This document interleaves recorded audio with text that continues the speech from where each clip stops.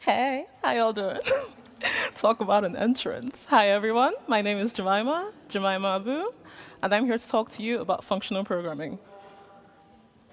I'm just going to put my phone down. I just realized I was holding it to my hand, so don't mind me. All right. Like I said, my name is Jemima, and I'm a self-taught front-end developer and school-taught systems engineer from Lagos, Nigeria. So when I was in school, right, I studied systems engineering, and in our second year, we had this period where I can't hear myself. Can y'all hear me fine? I'm using my outside voice. Is this good enough? Is this a bit better? Clearer? All right, great. I'll talk like this. Let's project.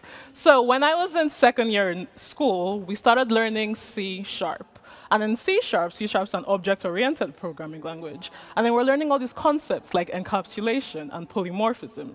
And I was like, I don't care about these things because I'm never going to use them in real life. And then the universe was like, surprise, you're going to be a developer. And now I'm here, and I realize that these concepts are very important in how we actually write code every day. So like I said, I learned C#, and then that was an object-oriented programming language. But then I got into JavaScript, and I realized that JavaScript didn't have any rules the way that C# has rules. In JavaScript, your code doesn't have to be strongly typed. It doesn't have to be a class. It can pretty much be anything it wants to be. But then that doesn't really help us write good code, because how do we ensure that our code meets a certain standard if there are no rules that we're following? That's where functional programming comes in. So what is functional programming? At its core, functional programming is building programs using pure functions. Now, when we say pure functions, what do we mean? Well, pure functions, think of it as a math equation. In math, 2 plus 2 is 4. 2 plus 2 will always be 4, whether you're in Croatia or you're in London. It's not the same with other subjects. With chemistry, you have all these like atmospheric pressure and things like that, constants change. But in math, 2 plus 2 will always be 4. If you give a specific input, you get the same outputs. That's how the principle of pure functions work. If I create a function and I pass in a value to that function, I should always expect the same output that I get in that function. And then we have immutable values. What this means is that when we're creating our code, we want to make sure that we're not changing anything that isn't meant to be changed. We want to make sure that the value we pass in doesn't get changed itself. What should get changed is what's being returned. We have the concept of higher order functions. This is used a lot in functional programming. This is basically a function that contains another function. We also have the concept of currying, which is a function that returns a function. So these two functions, I've said function so much, isn't that fun? These two functions are used a lot in functional programming because it's kind of in the name. It's functional programming, you're going to use a lot of functions. And then we have minimal side effects. A very strong concept in functional programming is making sure that your code only does what it's supposed to do. You don't want to do anything else that's outside of the function that you're writing. So, like I said at the beginning, JavaScript is not a language that requires any type of rules. We can write anything with JavaScript. We do have languages that require you to write in functional programming. That's languages like Clojure, Haskell, or Erlang. I feel like people that write functional languages are a different breed of developer because I've seen Haskell code and absolutely not. You could not pay me enough to write Haskell. Or maybe you could. Come meet me after and we'll talk. But JavaScript isn't like that. I like to call JavaScript a mythological creature because it's not dependent on any one functional paradigm. Your JavaScript code can be object-oriented, your JavaScript code can be procedural, or your JavaScript code can be functional. So in this little talk, we're going to look at how to write JavaScript code that is functional and how you can apply that in the code that you write on a daily basis. So let's just do a show of hands. How many people work with functional languages or use a functional programming paradigm at work? All right, that's a few hands. One fun thing I've noticed is by the time we go through functional programming and all the steps involved, people actually realize that, oh, we do use this concept at work, or we do end up writing functional code. So we'll do this little survey at the end and see how many people think they write functional programming now. And then before we get into it, what are the benefits of functional programming? Why should you be writing your code in a way that's functional? Click that again. Number one, because it's less prone to error. Like we've said, functional programming is a programming language that makes sure we're minimizing side effects. What that means is that our code is always going to do what we expect it to do, and if it's not doing what we expect it to do, we know where to find it.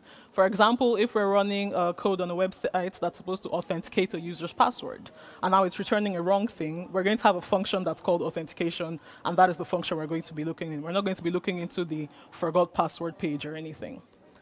And then our code is more readable. When you have your code broken up as functions, it's literally like you're writing a book. If somebody comes to your page or your code, they can see function, get username, function, get user email, function, authenticate user. That's the principle of how we write code. We want to make sure that our code variables and our code names, they make sense. And when people read them, they understand what our code is trying to do. And then it's easier to test and debug. Like we said before, because everything is broken up into single unit functions, it's like kind of like writing unit tests. You know what you're expecting, and you know where it's to be returned, so you know how to test it.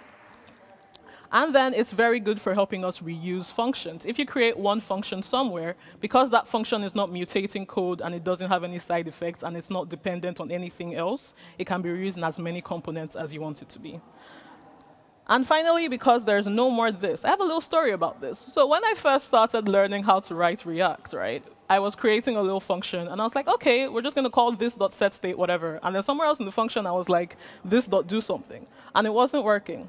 And I was like, what the heck, why isn't this working? And I spent like 2 hours debugging this thing. And then I asked my teammate, and I'm like, I wrote this code, it's not working, why isn't it working? I'm like, oh, you can't call this inside a function, because it's a class component. So you can't call this inside a method in React. You have to say var this equals to that. And I was so close to quitting my job that day, because what the hell do you mean var this equals to that? How is this not this? It's a different this? So yeah, in functional programming, you don't have to quit your job because there's no more this. So that's great. And arrow functions for the win. You can reference whatever you like in arrow functions, because that is how functional programming works. So this is a first tidbit. If you write your functions like this in JavaScript, if you write your functions with the ES6 syntax, you're already closer to using functional programming than you thought you were at the beginning. So there you go. So now let's get into it. How do we write functional programming in JavaScript? The first thing I'm going to compare with is, who writes React here? Any React developers? OK. So before React had hooks, right, React code was written using classes. You have to have like your class components in React, and then you'd have to use your this.state and this.setState.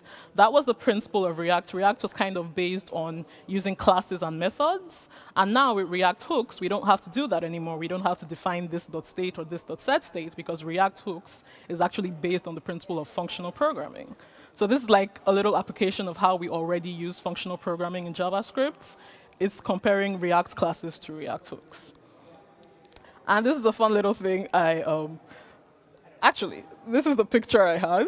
Because I saw this picture, I just thought it was so funny, because it was raccoons in a trench coat. And I was like, that's kind of what every website is. It's like your raccoons are your functions, and they're just bundled up in a giant trench coat, and it's called a website. Yeah, so this is one of my favorite pictures. They're really cute raccoons. So basically, a web app is just multiple functions stacked on top of each other wearing a trench coat and calling itself a website. That's pretty much how it works. Every single website can be broken down into the minor functions that make it a functional website. So this is the basic structure of any application, let's say a React application. You have your main application that you're extending, and then you have your component A, your component B, your component C. Each of these components contain their own functions and their own methods to achieve a certain goal at the end of the day. So let's get started. With our principles of functional programming, we said we had pure functions, immutable functions, higher order functions, and minimal side effects. In JavaScript, how do we write pure functions? Let's take a look at this function here. We're assigning a variable, and we're just calling an add function. What this does is that it adds whatever we pass to the function that we've defined. This is an impure function. So let's take a look at why this function isn't pure. It's because this function depends on a global variable. When you're depending on global variables, you don't control what happens in your function. So I don't have any way of ensuring that my function add always gives me the same answer for the same input. So let's take a look at this case. Here we had our variable a was 5, right? And then we call our add function. But now somewhere else in our code, for some reason, variable a has been changed to 7. So now we're calling the same add function that we were calling previously, but we're getting a different answer. That is what makes this an impure function. With an impure function, you always want to make sure that if you pass the same parameters to your function, you get the same outputs every single time. And this is an example of how we would make that function pure. Make sure that your function does not depend on external variables. So now we've passed our a as a parameter, and as long as we pass the same 2 parameters to this function, we will always get the same output. So we're all clear on what the definition of a pure function is now? All right, so it works on input only, and it always returns the same output. as long as we give it the same input.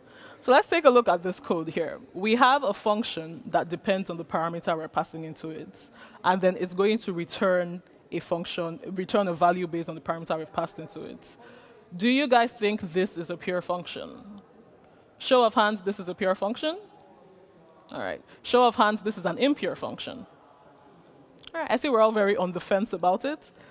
This is an impure function. And the reason for that is because even though we give it the same input and it's not depending on any global variable, it still doesn't give us the same output for the same input. So this would be an example of a necessary impure function. Sometimes it's necessary to have different output for the same input, because in this case, your expected output is something that's different.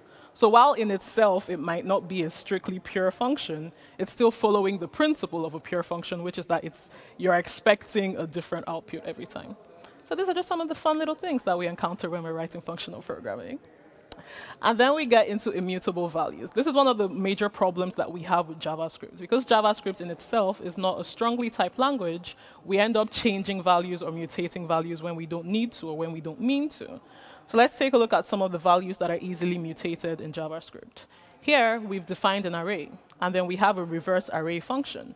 What you'll notice here is that by the time you return your new array, your original array has changed its value. Now, this isn't good because you don't want this. Imagine if you had you were collecting user data from somewhere and you were calling a function that removed all the spaces in the name and collated it into with underscores and stuff. If the user started seeing their name with underscores and hash keys, they would think that's weird because you don't want to mutate the value that you're receiving. You want to mutate the value that you get. So this is an example of how we're mutating values in JavaScript. We didn't do anything to necessarily mutate it because technically our reverse array function is a pure function. It's not depending on a global value, but it's still mutating the global value that was passed into it. We can avoid this in JavaScript by using certain operators or certain methods to ensure that our functions or our values are not mutated. In this instance, we use a spread operator to create a new instance of the array value. And this way, we're sure that our original value would not be mutated by the time we call our function. And then we get to the concept of higher order functions. Higher order functions are functions that contain functions. So for example, we have a code here that is meant to double an array. And if you started learning JavaScript, like I started learning JavaScript, you know very well how for loops work. I used for loops for everything because I thought they were a godsend until I realized that I was breaking my code in ways I did not intend to be. Because for loops in themselves do not prevent you from mutating values. So even though here we're calling the for loop on the array and we're modifying the values in our function, it's still mutating the original array, which we don't want. So that's how we call the concept of a higher order function. In JavaScript, our higher order functions are our array methods like map, reduce, filter. Higher order functions are what allow us to mutate, to put a function on an array without actually changing the original value. So for example, here we're calling a map function, and then we're using that map function to double everything in our array. And now you'll notice that our original array value never actually changed. It remained the same, which means it's immutable, which is what we want. Yeah, function takes a function as a parameter. It does not change the original array value. And that's that. And then we have the concept of minimizing side effects. When it comes to JavaScript, it's very easy to write multiple functions inside one main function. We can have we're trying to call an authentication function. At the same time, we're calling a set timer function. We're calling a debugger function. We have a lot of functions going on in one thing. That's kind of against the principle of functional programming because we're trying to make sure that one function does one thing. So let's take a look at some side effects we could have in JavaScript. Here, we're calling our add function, and we're console.logging text somewhere. That console.log is a side effect because it does something other than returning a value. You want to make sure that your one function always returns one value. So if you were carrying out any other effects like trimming it or changing it or mapping it, those are fine, but you want to make sure that you're returning the value at the end of the day.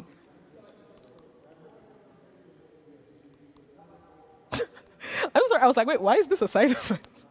And now you know, because you have your array and you're joining your array. This isn't a side effect, but this is an impure function. It's an impure function because it's dependent on the global variable. So you want to make sure you're not mutating any global variables. You want to make sure you're not dependent on any global variables. And you want to make sure that your code does what you expect it to do. So these are pretty much the default settings that you use for writing functional code or functional programming in JavaScript. And now we can look at applications of functional programming. So it's like, how do you actually write functional programming in your day-to-day job or stuff? We have React functional components. As we said at the beginning, React hooks are dependent on the paradigm of functional programming. We have React reducers. React reducers are a very interesting example of functional programming because React reducers would not work if they weren't functional. If you're using a React reducer, it expects an action and it returns your state value. It doesn't expect any side effects. React reducers were not built to handle side effects. So by the time you set up your React reducer, if you're having a side effect there, it's going to break your whole code. And then we have the design systems. Design systems are a very interesting principle of functional programming because they show how functional programming can be nested in itself to create an entirely functional language. So this is a design system called an atomic design system. It's based on the principle of atoms. Atoms means you build like the smallest component first. So if I was building a web page, my button would be an atom, my input field would be an atom, my label would be an atom. And then I would get to the molecules. Molecules is when you combine one or more atoms together to create slightly smaller components. So I could combine an input field and a label to have like an input field. I could combine an input bar and a label to have an input field molecule. I could combine a button and a label to have a button field molecule. And then you get to your organisms, which is you combining multiple molecules together. So I could have 3 input fields as molecules combined together to create a product form. So a product form would then be the organism. And then I could get to my templates page. This is when I add the product form and I add like a product gallery maybe. And now I've created a template, which is a product gallery template. And finally, you get to your page. So basically, functional programming works on the principle of building tiny little elements and then combining those tiny elements until you get the main large component you're trying to build. Because you're working in JavaScript, like we said, JavaScript in itself is not a functional language, but we do have libraries that can be used to make JavaScript functional. One of those libraries is PureScript, which I actually just discovered recently. It's a really cool library that it compiles your JavaScript code to functionally typed code. So you write it functionally, and then it compiles it to JavaScript code, which is really cool. You also have Lodash, Ramda, and underscore.js. And then, as we've said at the beginning, so remember we talked about the pure function, and we said sometimes it's necessary to have an impure function or to have a function that returns an unexpected result. We also have necessary side effects. Sometimes in JavaScript, when you're writing your code, there are things that are necessary to handle that aren't part of your main function. So let's take a look at some necessary side effects in JavaScript. Asynchronous requests. Asynchronous requests will always be a side effect according to the principle of functional programming. Because as long as you have your try and your catch function, first of all, you don't know what you're going to get with an asynchronous request. It could return the proper value. It could return an error based on the server, based on the user inputs, things like that. Your asynchronous request has to run simultaneously with another function, meaning that if I call an asynchronous request, I could be calling something else in that code, which means technically it's not functional because it's not a pure function. It's not only returning one value. My code is doing more than one thing. And then you have logging. So like we said earlier, console.log is a side effect technically in functional programming. If I want to debug my code or if I want to catch an error, I would have to use a console. So console.error, console.log, these are all necessary side effects. You have things like routing. If you use React a lot, you have like your React router, which calls the new component when you click a button. And then you have periodic updates. So things like handling a timer on a page or using set interval functions, these are all side effects that we would consider necessary in JavaScript. So how do we handle some necessary side effects and still stay within the bounds of functional programming? Well, one of the ways to do that is to use middleware functions. Middleware is it's like a library, that handles all the side effects for you. It's where all the magic happens, and then that way you can pass your actual value to the code directly. So for example, when we're working with Redux reducers, like we said, Redux itself, the reducers are primarily functional. We cannot do any side effects in Redux. So if you're working with a React component, let's say you're trying to authenticate a user. You're calling an asynchronous request to send the user's email to the server and then return if the user is authenticated or not. We have a global state value called authenticated.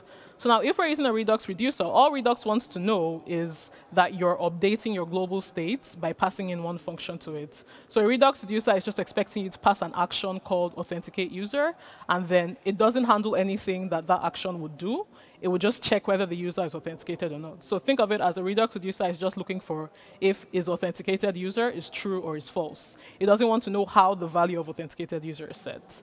That's how a middleware function comes into it. We have a library that we used called epics, and epics is what we use to handle our asynchronous requests when we're sending them to Redux. So epics is the middleware that does all the magic for all the side effects. It does all the asynchronous calls. It does all the updating of the value. And then it passes the actual modified action, which says is authenticated is true or is authenticated is false. It passes that to Redux, and Redux just updates the global state. So that is the concept of how we would handle an asynchronous necessary side effects in JavaScript. Damn. All right, y'all, I'm done with my talk. That's crazy. I could swear I had one more talk, one more slide here. Give me a sec. Let me see if I remember. So we had the... I did. I don't know where it went, though. Basically, with necessary side effects, you cannot... I know my slides by heart. I don't need the board. With a necessary side effect, you can also handle this by encapsulating your code. What that means is that you would have your functional code, and then you could have your code written separately, where you'd have all your... So you know, like the concept of helpers. You have a helpers folder where you have all the things that you do to code, like, let's say, trim white space or make camel case. So a helpers folder, we would call that a necessarily unfunctional folder. That's where you kind of keep all the ugly code to make sure that it doesn't affect your actual code. So by the time you look at your code, it still looks according to the principle of a functional language. It's still written, you know, linearly. It's still written to do one, take in a parameter and return one value. But then you have your actual code where you're doing all the unnecessary side effects. And that was supposed to be the last slide. So yeah, if you guys are interested in following up on this talk, you can see my slides here. I have everything on my website at jemimabu.com/talk/functional-programming. And for some further reading, I also have some really cool articles. I would really recommend the talk by Anjana Vakil on how to learn functional programming with JavaScript. That's one of my favorite functional programming talks. So I'll definitely recommend checking that out because she goes into a lot of really great detail about how you can actually like make sure like your functions you're using and methods and stuff. So yeah, it's all really helpful. I'll leave that on a bit so you guys can take all the pictures you want. And we're done. All right, y'all. Thank you so much for listening, and I hope you learned something. Okay. Bye.